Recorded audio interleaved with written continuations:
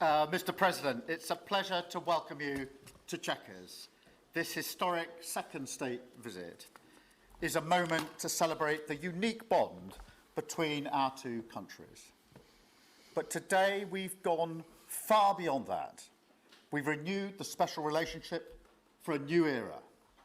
The United Kingdom and the United States stand together today as first partners on defence, first partners in trade, with the groundbreaking deal we struck in May, and now with the new agreement that we've just signed this afternoon.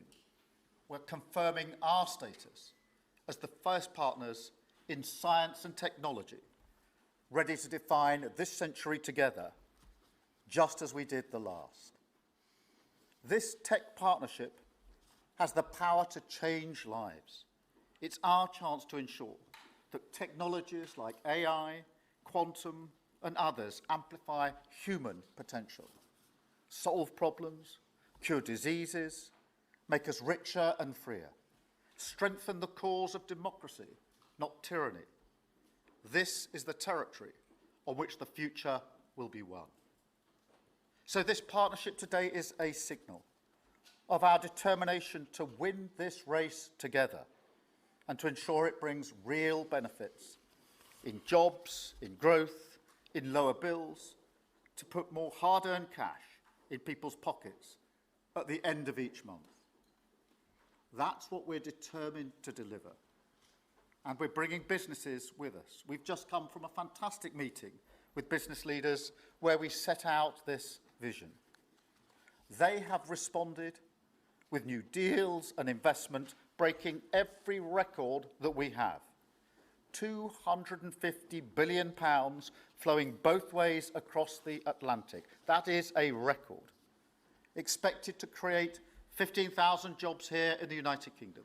High-skilled jobs in cutting-edge sectors where people can build careers for the long term, changing lives in communities up and down our country. And look, while we shape this bond for a new era, the fundamentals have not changed. Security remains the cornerstone of this special relationship. We have the deepest, most advanced defence relationship in the world. Our warriors train together and they fight together.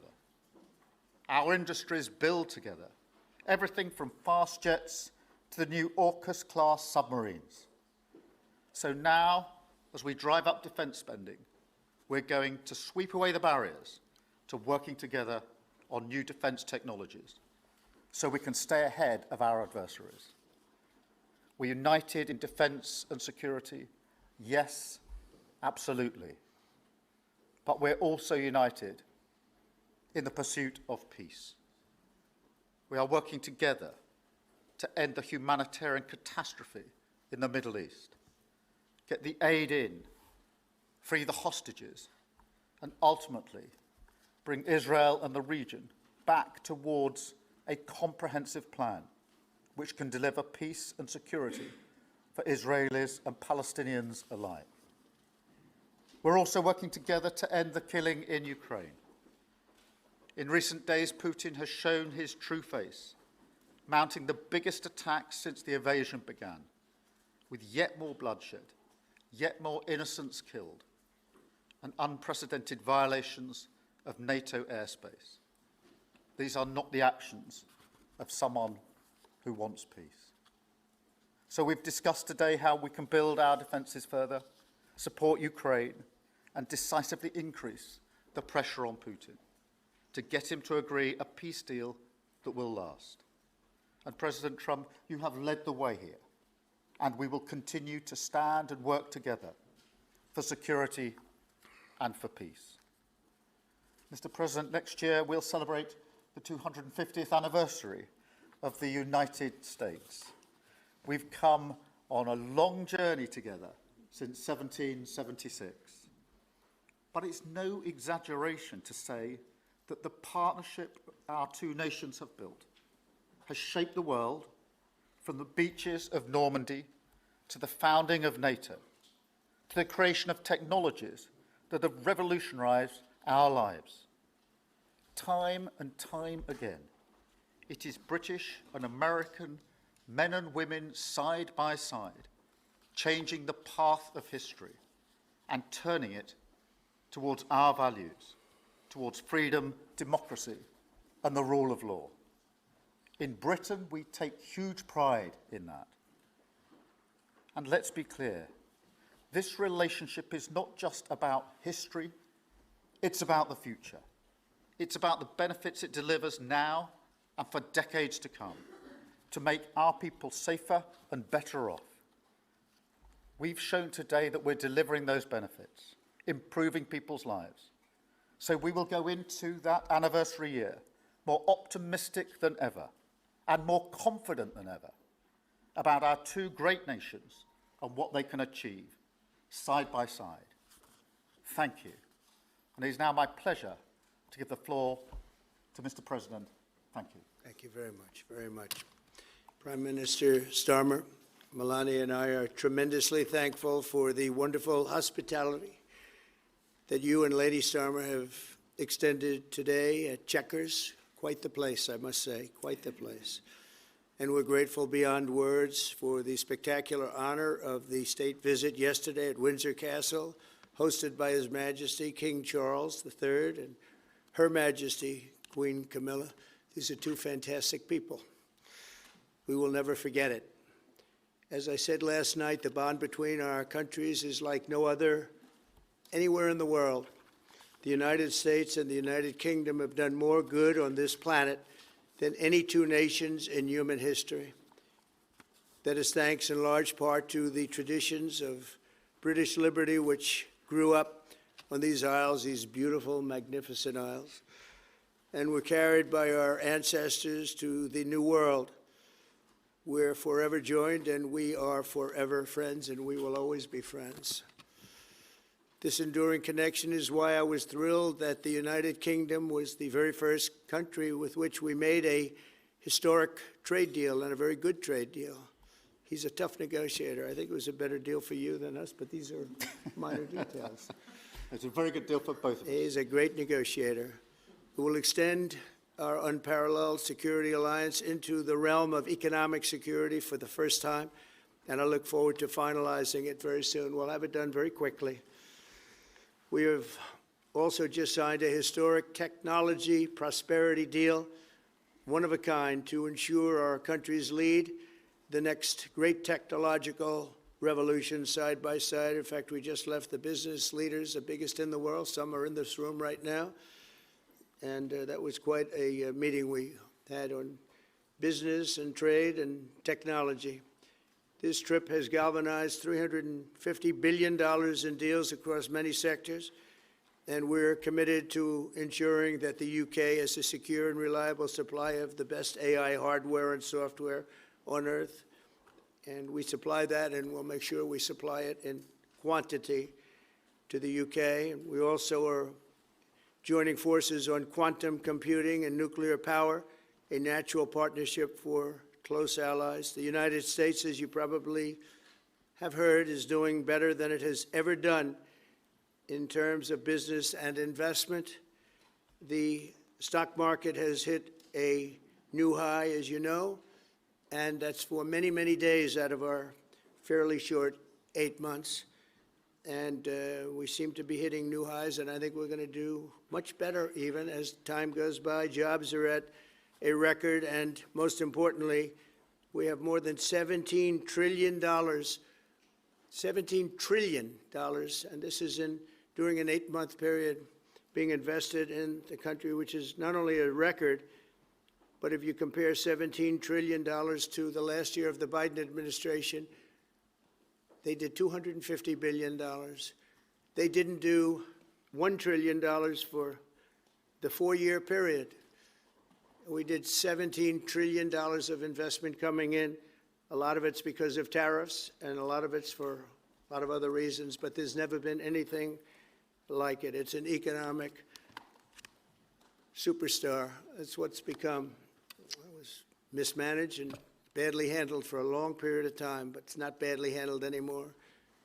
So that's a record. And remember, That's up until 8 months. We have another few months to go, and that number is going to get significantly higher, especially if we win a certain case that we're waiting to hear. That will be something like the world has never seen. I want to congratulate the United Kingdom on making the vital commitment to spend 5% of GDP on defense at the NATO summit this year. We've worked together very closely in so many ways.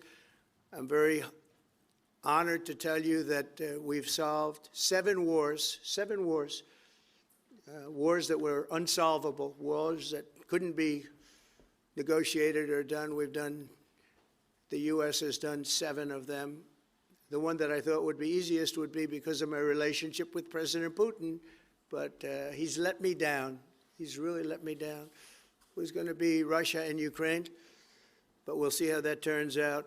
But that turned out to be, I thought it might be among the easiest of the group, but we had settled just about every conflict, and as you know, we're working very hard on Israel and Gaza. All that's happening over there. Complex, but it's going to get done. It'll all get done right. And likewise, Russia and Ukraine will get done. But you never know in war. You know, war is a different thing. Things happen that are very opposite of what you thought. You thought you were going to have an easy time or a hard time, and it turns out to be the reverse. As we saw in the unforgettable parade yesterday at Windsor Castle, what a place it is. The British Armed Forces carry on one of the finest military traditions in the world, one of the greatest marching bands, one of the most magnificent sights I've seen.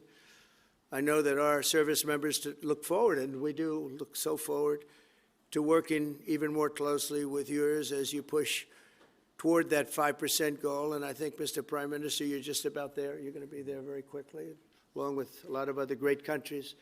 I want to thank NATO and our wonderful head of NATO, who's really worked very hard, Mark, for the job they've done. As you know, NATO was at 2% GDP, and they didn't pay it. Now they're at 5%, then they pay it. And we appreciate that. And we're sending a lot of weapons to NATO. NATO is paying for those weapons in full. But we're sending them, and we're doing a great job at getting them what they need. And we appreciate the fact that they're taking care of, because the United States is into that war for $350 billion.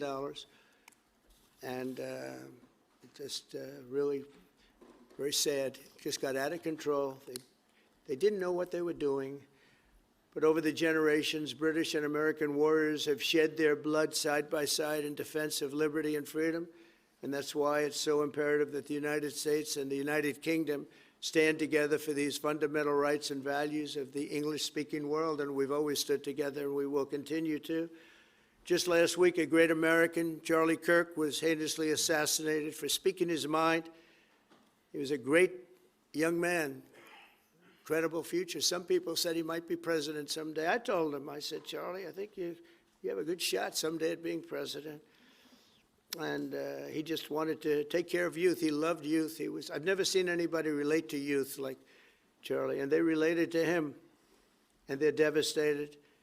But I appreciate the many British citizens who have offered their condolences. And again, Charlie was a great person. We'll be going out to a service on Sunday. I'll be leaving with some of the people in this room just to celebrate Charlie and all that he's done. So incredible. Never seen anything like it. But I hope that together our nations can lead a movement to defend the glorious traditions of freedom on both sides of the Atlantic. There could be no greater tribute to the immortal bonds of affection and loyalty that unite the British and the American people for all of time. We have a relationship like no other. It will always be that way. We will always be united. We'll always be together. And I just want to thank you, Mr. Prime Minister, for the great job I think you're doing. Thank you very much. Thank you.